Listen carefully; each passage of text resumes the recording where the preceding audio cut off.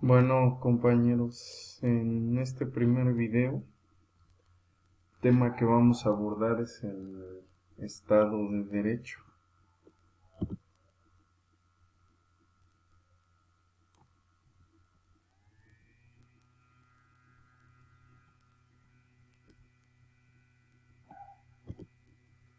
El objetivo es conocer algunos conceptos del Estado de Derecho, sus antecedentes y cómo se da el surgimiento de este concepto, así como las principales características y funciones. Vamos a empezar con el concepto, con un concepto, ya habíamos tenido oportunidad de verlo en sesiones pasadas, pero lo vamos a retomar, que nos dice que el Estado de Derecho es la organización política de la vida social, sujeta a procedimientos regulados por ley, en el cual los actos del Estado están limitados estrictamente por un marco jurídico supremo que habíamos comentado, que era la Constitución Política de los Estados Unidos Mexicanos para el caso de nuestro país. Estos deben de estar guiados por el principio de legalidad y el respeto absoluto de los derechos fundamentales. Básicamente es lo que habíamos comentado, que el Estado de Derecho es un principio de gobernanza, el cual debe regir a todos de igual forma, ya seamos gobernantes o gobernados, y no es un principio discrecional, sino que todos se deben de sujetar a lo establecido por la norma suprema. Ahora bien, vamos a ver qué es el imperio de la ley. Y tenemos que es el comportamiento estatal y que no puede ser discrecional, es lo que acabamos de mencionar. Se debe de aplicar la ley a todos de igual manera y en el mismo sentido. Los actos del Estado están sometidos a la constitución política del Estado. Es en esencia lo más importante. ¿Por qué? Porque a pesar de que seamos gobernantes o funcionarios o servidores públicos, nuestra actividad deberá de estar sujeta o deberá de estar sometida a lo que establece nuestra norma máxima. Ese marco no debe de ser rebasado y además esos actos deben estar guiados siempre por el principio de legalidad, que en esencia, ¿en qué consiste el principio de legalidad? Pues muy sencillo, en lo que acabamos de mencionar, que tanto gobernantes como gobernados nos sujetemos a las normas que nos rigen en este país, que es el sistema jurídico que nos corresponde, que está encabezado por nuestra Constitución. Y además sabemos que en cada entidad federativa contamos con constituciones de cada entidad federativa y con leyes que se desprenden de cada entidad federativa por la cierta autonomía con la que cuentan estas entidades federativas. Ahora bien, pasando a los antecedentes del Estado de Derecho, nos dice aquí el antecedente que antes de 1800 el concepto de autoridad era de carácter absoluto, es decir, que tenía el pleno poder de hacer y decidir lo que convenía. En Roma se decía legitus solutos, que quería decir legislar solo. Ya habíamos comentado también esto. Anteriormente recordemos que los regímenes políticos eran monárquicos, entonces el monarca no te preguntaba si estabas de acuerdo con las disposiciones o con las leyes que eran emitidas, sino que las aplicaba sin preguntar si la población estaba de acuerdo o no con ellas. La aparición del Estado de Derecho puede ubicarse primero en la teoría aristotélica sobre la constitución mixta, que recordemos que en sistemas jurídicos vimos que Aristóteles había hecho un estudio comparativo de un sinnúmero de constituciones y que eso le permitió tener una perspectiva más amplia de lo que era en esencia un Estado de Derecho.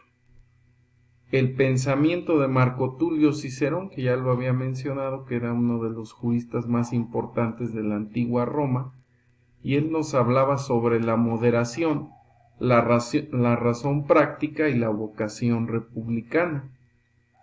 Y por otra parte, la mesura del gobierno y su sujeción a la ética y al derecho debido.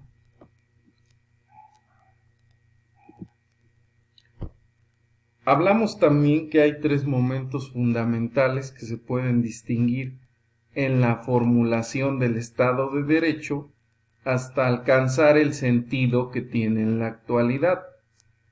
En el primer momento habíamos hablado de una lucha que se dio para que el Estado, que estaba personificado o estaba encabezado por el monarca, en las principales instituciones, que eran la burocracia, el ejército y la aristocracia, se sometieran en el ejercicio del poder a formas jurídicas bien establecidas, reglas generales dadas con el consentimiento de la representación de la sociedad. La representación de la sociedad estaba dada o estaba representada la sociedad por el Parlamento, y ahí se discutían las necesidades que tenía la población. En esta primera acepción supuso ya el reconocimiento de los derechos fundamentales de los ciudadanos, como lo eran la libertad civil, la igualdad jurídica, la independencia del poder judicial y la garantía de la propiedad. Cuando hablamos de esta lucha, hablamos porque la burocracia, el ejército y la aristocracia eran los que tenían el poder absoluto. En estas tres entes se concentraba el poder, entonces ya era necesario darle la posibilidad al pueblo de tomar las riendas y el control de los asuntos políticos. En un segundo momento, el Estado de Derecho implicó también la extensión del control judicial a la actividad administrativa, y nos dice que a fines del siglo XIX se produjo un fuerte debate en torno a esta cuestión. Este cristaliza con el desarrollo de la administración contencioso-administrativa encaminada a romper la impunidad del Estado ante sus propias acciones.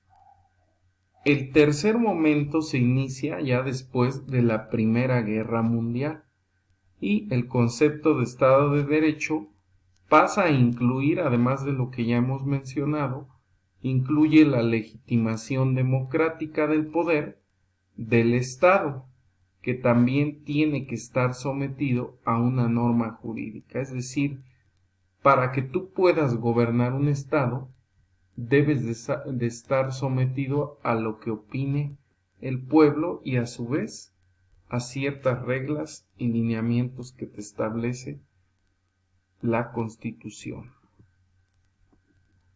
¿Cuáles son las características más importantes del Estado de Derecho? La primera es el imperio de la ley, que esta es básica y fundamental. Refiere a que tanto gobernantes como gobernados deben respetar la ley sin excusa, sin discreción.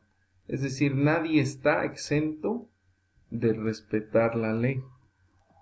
La otra característica es la división del poder público, y este mecanismo garantiza evitar el uso indiscriminado del poder, Además permite establecer sistemas de fiscalización y control entre los mismos. Aquí estaremos retomando las ideas y los preceptos de Montesquieu, que es de los juristas que empieza a hablar de la división del poder, precisamente porque si se concentraba en una sola persona, hablaríamos de un poder indiscriminado y al mismo tiempo hablaríamos de un poder absoluto que corrompería a la persona que ostentara este poder.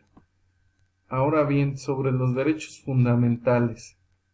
En un Estado de derecho se reconocen, ya lo sabemos, un conjunto de derechos fundamentales y deberes de los ciudadanos. Actualmente se aboga para que no haya tal reconocimiento, sino que se considere un Estado de derecho donde exista el respeto absoluto de los derechos humanos. Sabemos que tenemos diversas instituciones, tanto a nivel nacional como internacional, que ya velan y protegen los derechos fundamentales de cada ciudadano y de cada persona. El sistema de responsabilidades. Para considerarse un Estado de derecho debe existir un sistema de responsabilidades para los servidores públicos y así demandar los errores de dichos funcionarios. Es decir, no están exentos de equivocarse, pero tampoco están exentos de que se les haga responsable y se les sancione por dichos errores o dichas fallas. El control jurisdiccional de la legislación. Para que exista un Estado de derecho, debe haber un ente independiente de los órganos del poder público que controle la posibilidad de vulneración de la Constitución política. Y el siguiente, el órgano judicial debe respetar estrictamente el debido proceso. Aquí en esta parte, el debido proceso nos dice que es el conjunto de etapas formales o secuenciadas, imprescindibles realizadas dentro de un proceso por los sujetos procesales, cumpliendo los requisitos prescritos en la Constitución, con el objetivo de que, y esto es lo importante, los derechos subjetivos de la parte denunciada, acusada, imputada, procesada y eventualmente sentenciada no corran el riesgo de ser desconocidos y también obtener de los órganos judiciales un proceso justo, pronto y transparente. Esto es lo más importante, esta última parte.